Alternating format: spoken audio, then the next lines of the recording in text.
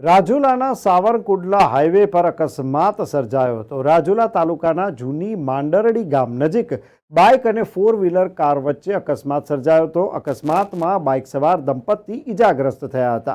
108 મારફતે સારવાર માટે રાજુલા ખાનગી હોસ્પિટલમાં તેમને ખસેડવામાં આવ્યા હતા।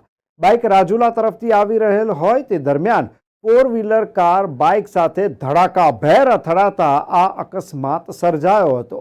અકસ્માતને લઈને લોકોના ટોળે ટોળા એકઠા થઈ ગયા હતા અને સમગ્ર મામલે રાજુલા પોલીસે વધુ તપાસ હાથ ધરી છે। તો આવા અવારનવાર અકસ્માતના બનાવો હાઈવે પર બનતા હોય છે, જેમાં ખાસ કરીને વાત કરવામાં આવે તો બંને પક્ષે ઘણી વખત બેદરકારી જોવા મળતી હોય છે।